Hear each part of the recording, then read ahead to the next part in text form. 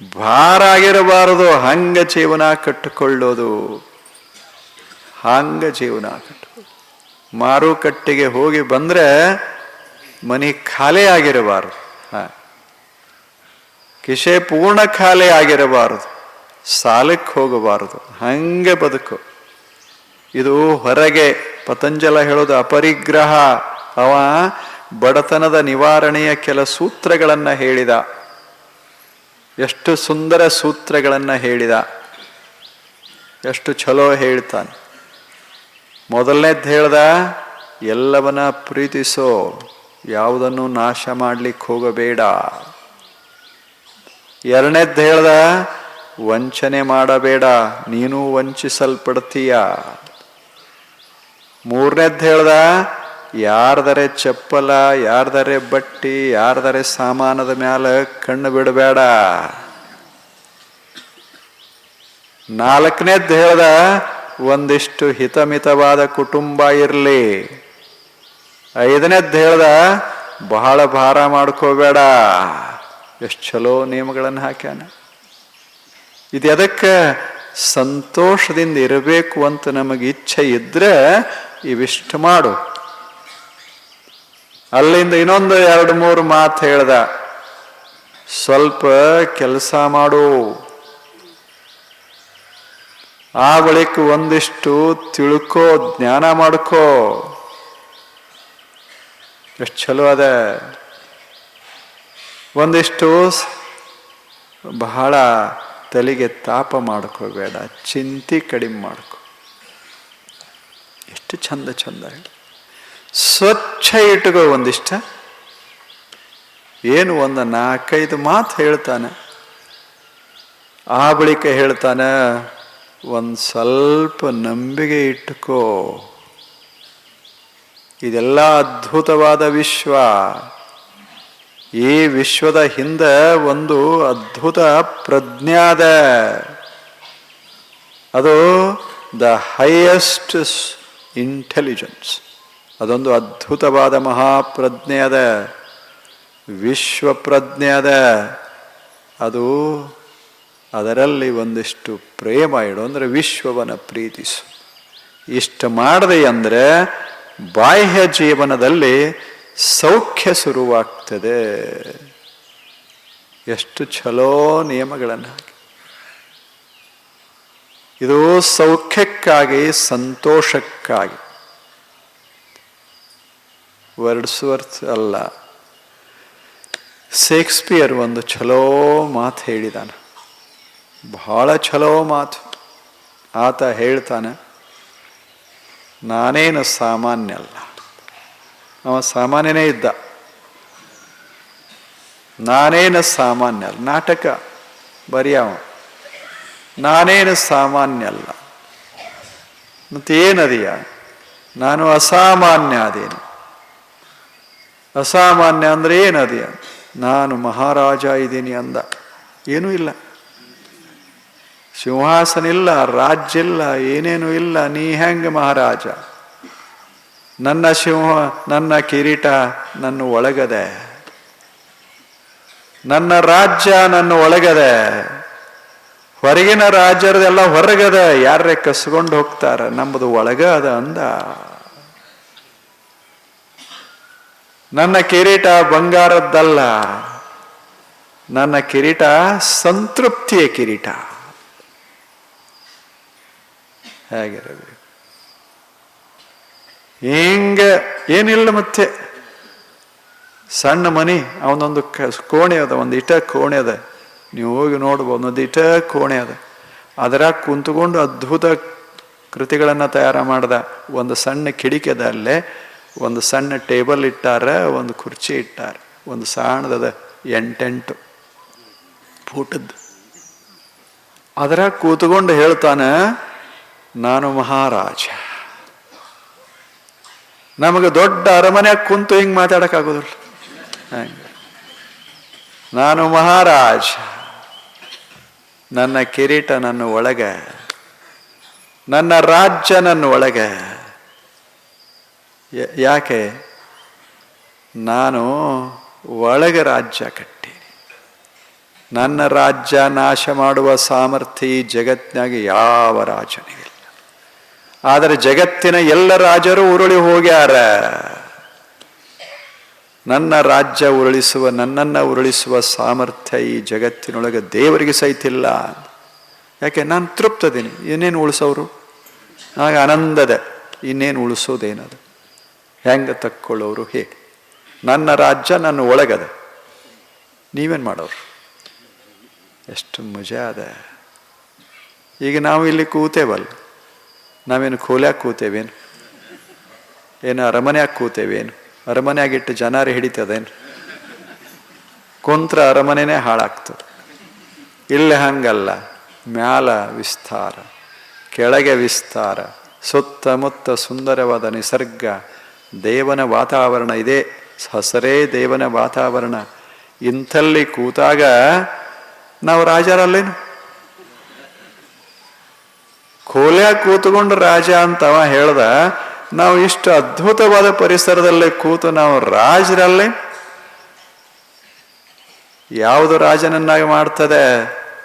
ಅನುಭವ ಪಡುವಂಥ ಯುಕ್ತಿ ಇದ್ರೆ, ಅದು ಕಲಾ ಇದ್ರೆ ಇಲ್ಲೇ ನೆಲದ ಮೇಲೆ ಕೂತ್ಕೊಂಡು ರಾಜ ಆಗಿಬಿಡಬಹುದು.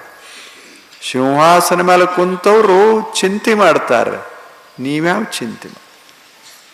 ಈಗ ಕೂತಿರಲ್ಲ, ನಿಮ್ಮದೇನು ಚಿಂತೆ ಅದ? ಏನಿಲ್ಲ, ಒಂದು ಕೈವಸ್ತ್ರ ಅಷ್ಟೆ. ಹೋದ್ರಾತು, ತೊಳೆದ್ರಾಯ್ತು, ಹೋಗಿ ಬಿಡ್ತದೆ. ಮತ್ತು ಮರುದಿವಸ ಅದೇ ಕೈವಸ್ತ್ರ ತಗೊಂಡು ಇಷ್ಟ ಕೈವಸ್ತ್ರ. ಎಷ್ಟು ಮಜಾ ಅದು. ಒಂದು ಕೈವಸ್ತ್ರೇ ಸಿಂಹಾಸನ. ಗಾಳಿ ಹಾಕೋರು ಇರ್ತಾರಲ್ಲಿ, ರಾಜರ ಹತ್ತಿರ ಇಬ್ಬರು ನಿಂತಿರ್ತಾರೆ ಹಿಂಗೆ ಗಾಳಿ ಹಾಕೋ. ಇಲ್ಲಿ ಗಾಳಿನೇ ಬೀಸ್ತಿರ್ತದ, ತಂಪಾದ ಗಾಳಿ ಅದ. ಅಲ್ಲಿ ಆಗೊಂದಿಷ್ಟು ಈಗೊಂದಿಷ್ಟು ಸುವಾಸನೆಯನ್ನು ಸಿಂಪಡಿಸ್ತಿರ್ತಾರೆ, ಹಿಂಗೆ ಹೊಡಿತಿರ್ತಾರೆ. ಲಗ್ನದಾಗ ಮಾಡೋದಿಲ್ಲ, ಬಂದವ್ರಿಗೆಲ್ಲ ಹೊಡೆದು. ಮೇಘ ಒಳ್ಳೆಯ ನೀರನ್ನು ಹಿಂಗೆ ಚಿಮುಕಿಸ್ತಾ ಇರ್ತದಿಲ್ಲೇ. ರಾಜ ಅಲ್ಲಿ ತಿಳುವಳಿಕೆ ಇದ್ರೆ ನಾವು ಇದೇ ಕ್ಷಣ ರಾಜರು. ಇಲ್ಲದೆ ಇದ್ದರೆ ಯಾವ ಸಿಂಹಾಸನವು ನಮ್ಮನ್ನು ರಾಜರನ್ನಾಗೆ ಮಾಡೋದಿಲ್ಲ. ಇದಕ್ಕೆ ಇದು ಸಂತೋಷ ಪಡುವಂಥ ವಿಧಾನ, ಪತಂಜಲ ಹೇಳುವ ವಿಧಾನ ಇದು. ಹೊರಗೂ ನಾವು ಸಂತೋಷ ಇರಬೇಕು ಅಂತ ಹೇಳಿ ಮುಂದೆ ಹೇಳ್ತಾನೆ, ಇಷ್ಟ ಮುಗಿಲಿಲ್ಲ, ಒಳಗೆ ಪ್ರಶಾಂತ ಇರಬೇಕು. ಯಾಕೆಂದ್ರೆ ಎಲ್ಲವೂ ನಮ್ಮ ಇಚ್ಛೆ ಪ್ರಕಾರ ನಡೀತದಂತಿಲ್ಲ. ಇಷ್ಟೆಲ್ಲ ಇದ್ದರೂ ಸಹಿತ ಅದು ಮರಿಯಾಕೋತು ಬದಲಾಕೋತ್ ಹೋಗ್ತಿರ್ತದೆ. ಆದ್ದರಿಂದ ಸುಖ ಸ್ವಲ್ಪ ಬದಿಗಿಟ್ಟು ಪ್ರಶಾಂತ್ ಮನಸ್ಸನ್ನು ಸಮಾಧಾನ ಅವಾಗೇನಿಲ್ಲ. ಮನಸ್ಸಿನೊಳಗೆ ಯಾವ ತೆರೆಗಳೂ ಇಲ್ಲ, ನಿಸ್ತರಂಗ ಮನಸ್ಸು ಪ್ರಶಾಂತ್. ಅಲ್ಲಿ ನಾವೇನು ಅನುಭವಿಸ್ತೇವೆ ಅದು ಕೈವಲ್ಯ. ಅದು ಕೈವಲ್ಯ. ಈಗ ಹೇಳ್ತಾನೆ, ತದಾ ವಿವೇಕ ನಿಮ್ನಂ ಕೈವಲ್ಯ ಪ್ರಾಗ್ ಭಾರಂ ಚಿತ್ತಂ. ತದಾ ವಿವೇಕ ನಿಮ್ನಂ ಕೈವಲ್ಯ ಪ್ರಾಗ್ ಭಾರಂ ಚಿತ್ತಂ. ನಮ್ಮ ಮನಸ್ಸೇನಾಗ್ತದಂದ್ರೆ ಕೈವಲ್ಯ ನಿಮ್ಮನಾಗ್ತದೆ. ಆ ಬಳಿಕ ಇದು ವಿವೇಕ ನಿಮ್ಮನಾಗ್ತದೆ, ಕೈವಲ್ಯ ಪ್ರಾಗ್ ಭಾರವಾಗ್ತದೆ. ಎರಡು ಸುಂದರ ಶಬ್ದ ಬಳಸಿ. ಕೈವಲ್ಯ ನಿಮ್ಮನ ಅಂದ್ರೆ ಸ್ವಚ್ಛ ತಿಳಿತದ ಮನುಷ್ಯ. ಇದು ವಿವೇಕ ನಿಮ್ಮನ ಅಂದ್ರೆ ಸ್ವಚ್ಛ ಮನುಷ್ಯನಿಗೆ ತಿಳಿತದ. ವಿವೇಕ ನಿಮ್ಮನ ಅಂತಾರೆ. ವಿವೇಕ ಅಂದ್ರೆ ತಮಗೆ ಗೊತ್ತಾಗ್ತದೆ. ವಿವೇಕ ಅಂದ್ರೆ ಯಾವುದು ಸರಿ, ಯಾವುದು ತಪ್ಪ, ಯಾವುದು ಇರ್ತದ, ಯಾವುದು ಸರಿದು ಹೋಗ್ತದ, ಯಾವುದು ನಾನು, ಯಾವುದು ನಾನು ಅಲ್ಲ. ಇದರ ಸ್ಪಷ್ಟ ಜ್ಞಾನಕ್ಕೆ, ತಿಳುವಳಿಕೆಗೆ ವಿವೇಕ ಅಂತ.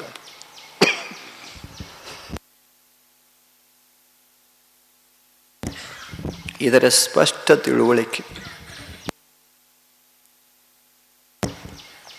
ಅಂದರೆ ಬಿಡಿಸಿ ಬಿಡಿಸಿ ನೋಡೋದು,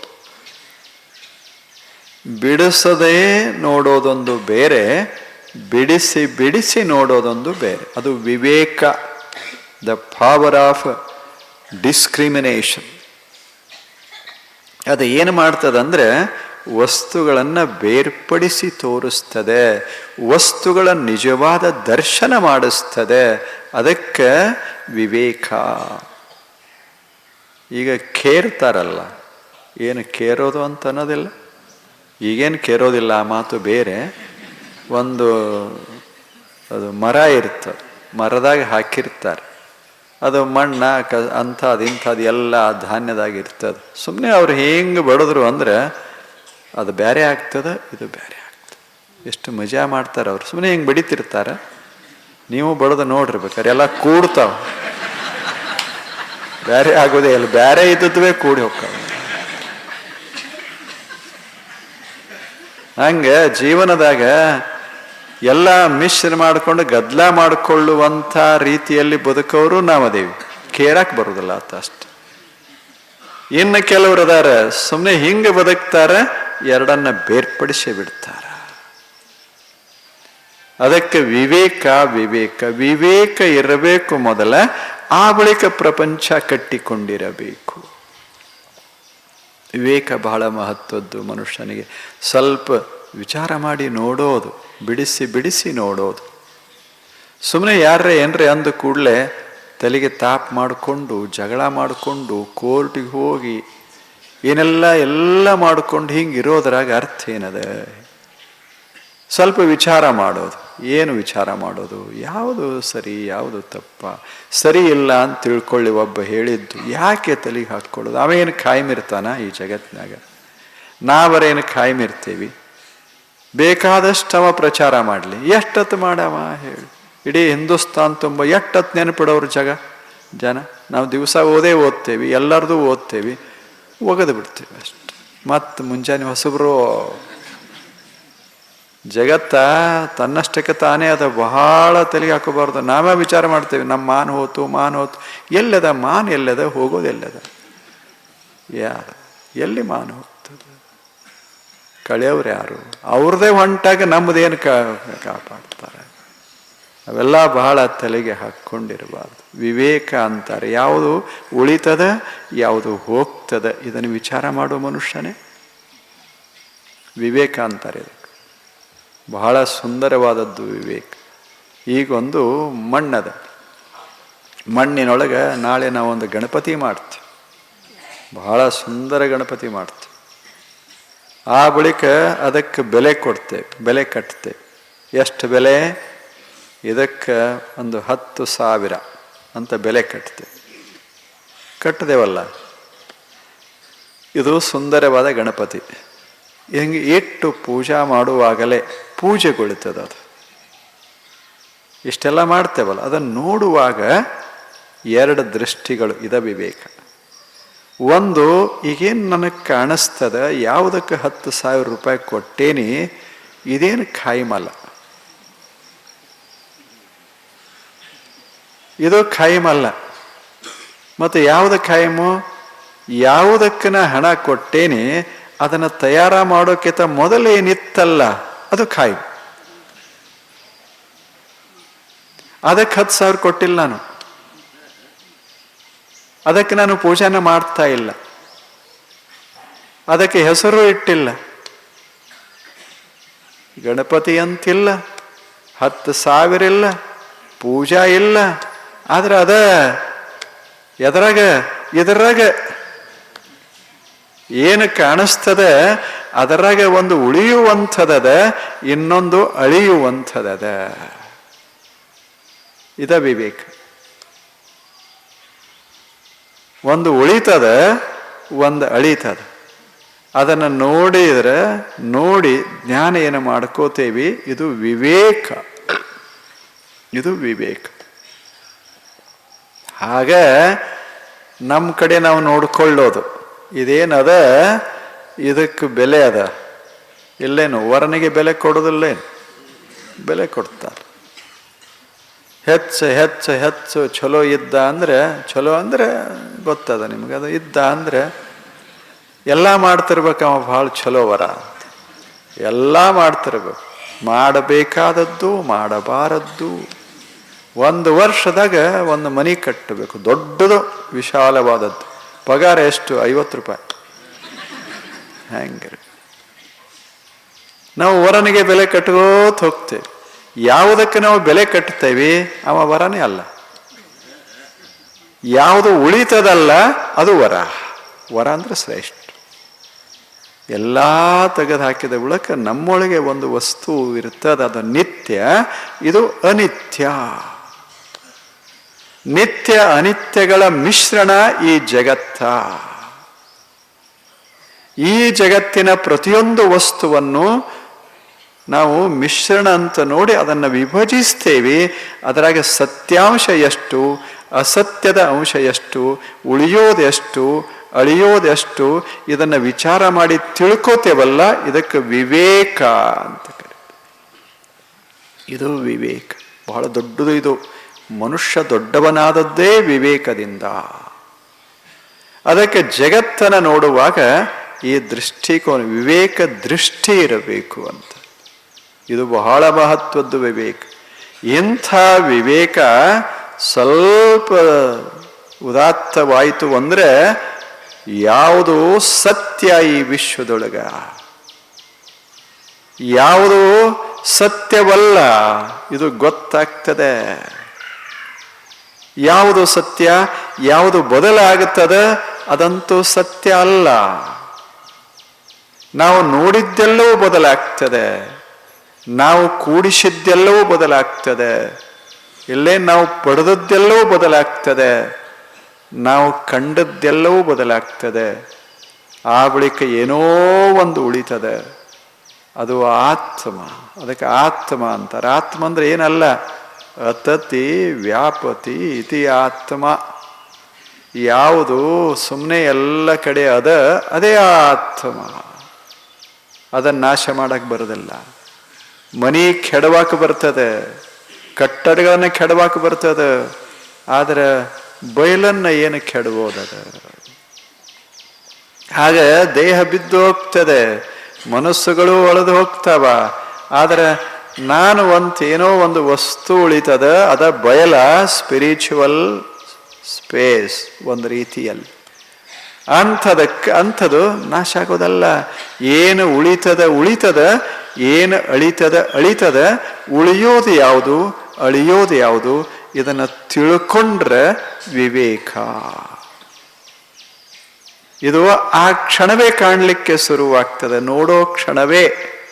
ಇದು ಹಾಳಾಗ್ತದೆ, ಇದು ಬದಲಾಗ್ತದಂತ ನೋಡುವ ಕ್ಷಣವೇ ಬದಲಾಗದ್ದೂ ಕಾಣಕ್ಕೆ ಶುರುವಾಗ್ತದಲ್ಲ, ಅದಕ್ಕೆ ವಿವೇಕ ನಿಮ್ಮನಂ ಅಂತ ಕರೀತಾರೆ. ಚಿತ್ತ ಹೆಂಗಾಯಿತು ಅಂದರೆ ನಮ್ಮ ಮನಸ್ಸು ಯೋಗದಿಂದ ನಮ್ಮ ಮನಸ್ಸಿನಲ್ಲಿ ವಿವೇಕ ತುಂಬಿತು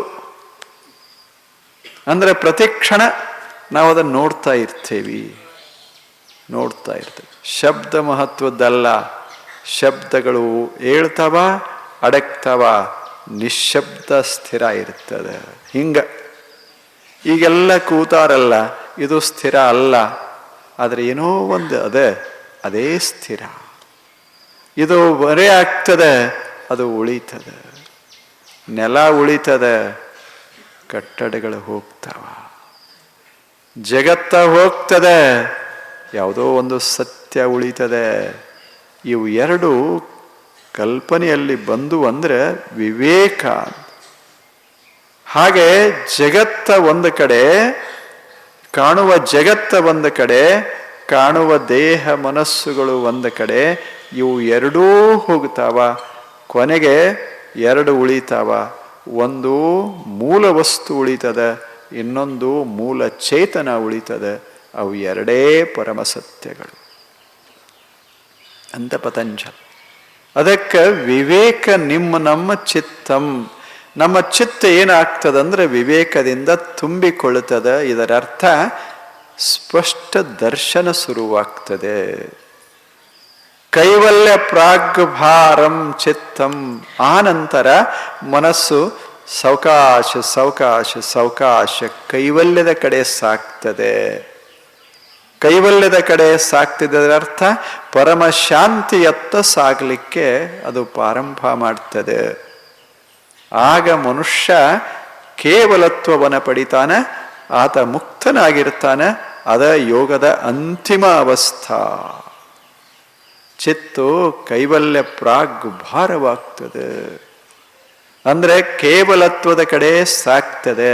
ಅಂದ್ರೆ ಸಂತೋಷ, ಅದು ಸಮಾಧಾನಗೊಳ್ಳಕ್ಕೆ ಶುರುವಾಗ್ತದೆ, ಅಡಗಕ್ಕೆ ಶುರುವಾಗ್ತದೆ ಅಷ್ಟೆ. ಈಗ ಒಂದು ಕೊಡ ಇರ್ತದೆ, ಕೊಡದಲ್ಲಿ ಕಲಕಿದ ನೀರ ಇರ್ತದೆ, ರಾಡಿ ನೀರ ಇರ್ತದೆ. ರಾಡಿ ನೀರ ಅದು ಕೊಡ ತಂದು ಹಿಂಗಿಟ್ಟಾರ, ಒಂದು ಆಶ್ರಮ, ಅದ್ರಾಗ ಹಿಂಗೆ ಕೊಡ ಇಟ್ಟಾರ, 7 ಆಗ್ಯದ. ಅದು ಕೊಡ ಏನಿಟ್ಟಾರ, ಅಲ್ಲೊಬ್ಬ ಗುರು ಇದ್ದ. ಹಿಂಗೆ ಯಾರಾದರೂ ಬರ್ತಿದ್ರು, ಕೇಳಲಿಕ್ಕೆ ಬರ್ತಿದ್ರು. ಒಬ್ಬ ಬಂದ, ನೋಡಿ ನಾನು ಇಷ್ಟು ವರ್ಷ ಮಾಡ್ತೇನೆ, ಮನಸ್ಸನ್ನಿಲ್ಲಲ್ದು. ಹಿಂಗೆ ಧ್ಯಾನಕ್ಕೆ ಕೂತು ಕೂಡಲೇ ಎಲ್ಲ ಆಗ್ತದೆ. ಏನು ಮಾಡೋದು, ಒಂದು ಉಪಾಯ ಹೇಳಿ ಅಂದ. ಏನೇನೋ ನೆನಪಾಗ್ತದೆ, ಏನೇನೋ ನೆನಪಾಗ್ತದೆ, ಹಿಂದೆ ಏನೇನೋ ಆಗಿ ಹೋಗ್ಯದೆಲ್ಲ. ಅದಕ್ಕೆ ಗುರು ಅಂದ, ಇಲ್ಲಿ ಕುಂಡ್ರು, ಇದೊಂದು ಕೊಡ ಅದ ಇಲ್ಲಿ, ನಾನು ನೀನು ಬರ್ತೀಯಂತ ತಂದು ಇಟ್ಟೇನೆ. ಇದು ಮೊನ್ನೆ ಮಳೆ ಆಗ್ಯದ, ಹೊಲಸು ನೀರು ಅದರಾಗದ, ನೋಡು ಅಂತ ಅಲಿಗಾಡಿಸಿ ತೋರಿಸ್ದ ರಾಡಿ ಎದ್ದು. ಆ ಬಳಿಕ ಇದ್ರಲ್ಲಿ ಕೂಡ್ರು, ನಾವೊಂದು ಮಂತ್ರ ಹೇಳ್ತೇನೆ, ಅನ್ಕೋತು ಕೂಡು, ಇದನ್ನು ನೋಡ್ಕೋತು ಕೂಡು. ಇದು ಯಾವಾಗ ಇದು ತಿಳಿ ಆಗ್ತದ, ಆವಾಗ ನಿನಗೆ ಒಂದು ಹೊಳಿತದ ಏನು ಮಾಡಬೇಕು ಅಂತ. ಹಂಗೆ ಮಾಡುವೆ ಅಂತ ಅಂದ. ಅದು ಒಮ್ಮೆಗೆಲ್ಲ ತಿಳಿಯಂಗಾಗ್ತದೆ. ಅವಾಗ ಒಳ್ಳೆ ಆತುರ, ಇದು ನೀರು ಇದು ತಿಳಿ ಆಗಬೇಕು. ಗುರುಗಳು ನನಗೆ ಹೇಳೋರದಾರ, ಶಾಂತಿಯ ಮಂತ್ರ ಹೇಳೋರದಾರ ಅಂತ ಕುಂತ. ಎಷ್ಟೊತ್ತ ಕೂಡ್ತಾನೆ, ಒಂದು 10 ನಿಮಿಷ ಆಯಿತು. ಹಿಂಗೆ ನೋಡ್ದ, ಅಲ್ಗಾಡ್ಸಿದ, ಹಿಂಗೆ ಹೊಳ್ಳಿಸಿ ನೋಡ್ದ, ರಾಡಿ ಎದ್ದು ತುಂಬ 10 ನಿಮಿಷಕ್ಕೊಮ್ಮೆ ಹಿಂಗೆ ಅಳಗಾಡಿಸಿ ನೋಡ.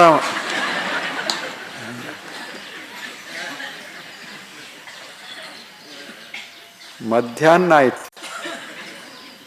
ಗುರುಗಳೇ ಇದು ಅಸಾಧ್ಯ ಅಂದ. ಗುರುಗಳು ಹೇಳಿದ್ರು, ನಿನಗೂ ಧ್ಯಾನ ಮಾಡೋದು ಅಸಾಧ್ಯ. ತಾಳ್ಮೆ ಇಲ್ಲದ ಬಳಿಕ ನಿನಗೆ ಯಾವ ಧ್ಯಾನ? ತಡ್ಕೋಬೇಕು.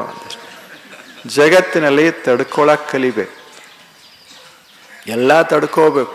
ನಿನ್ನಂಗೆ ಜಗತ್ತಲ್ಲ, ಜಗತ್ತು ಇದ್ದಂಗೆ ಇರ್ತದೆ, ನಾವು ತಡ್ಕೊಳ್ಳೋದನ್ನ ಕಲಿಬೇಕಷ್ಟೆ. ಯಾರ ಎದುರಿಗೆ ಬಂದ್ರು ನಾನ್ಯಾಕೆ ಬಿಡ್ಲಿ ಅನ್ನಬಾರದು, ಹೋಗು ಅನ್ನೋದು, ತಡ್ಕೊಳ್ಳೋದು. ದಂಡಿಗೆ ಹೋಗೋದು, ನನ್ನ ಮೇಲೆ ಹಾಯ್ದ್ರೆ ಹಾಯಿ ಅಂದ್ರು ಅಂತ ಹಿಂಗೆ ಅನ್ಕೋತು ಕೂತ್ರೆ ಜಗಳ ಸುರು. ನೀನು ಹೋಗಂಗಿಲ್ಲ, ಅವನು ಹೋಗಂಗಿಲ್ಲ. ದಂಡಿ ಅದಕ್ಕೆ ಫುಟ್ಪಾತ್ ಎದಕ್ಕೆ ಮಾಡ್ಯಾರ? ಫುಟ್ಪಾತು ವಾಹನಕ್ಕಲ್ಲ, ನಮಗ ನಡುವಿಂದ ಅದ ಅಲ್ಲ, ಅದು ವಾಹನಕ್ಕೆ ಅನ್ನೋದೇ ನಾವು ಮರೆತು ಬಿಟ್ರೆ ಮತ್ತೆ ಆಕ್ಸಿಡೆಂಟ್ ಆಗದೆ ಇನ್ನೇನು ಮಾಡ್ತಾರೆ. ಹಂಗೆ ಜೀವನ ಆಕ್ಸಿಡೆಂಟ್ ನಾವೇ ಮಾಡ್ಕೊಳ್ಳೋದು. ಜಗತ್ತು ಅಷ್ಟು ಚಂದದ, ನಾವು ಕಲಿಯೋದು ವಿವೇಕ. ನಮ್ಮ ಕೈವಲ್ಯ ಪ್ರಾಗ್ ಭಾರಂ, ಅಲ್ಗಾಡಿಸಬಾರದು ಬಹಳ. ಅದನ್ನು ತಣ್ಣಗಿಟ್ರೆ ತಾನೇ ಕೈವಲ್ಯ ಶುರುವಾಗ್ತದೆ.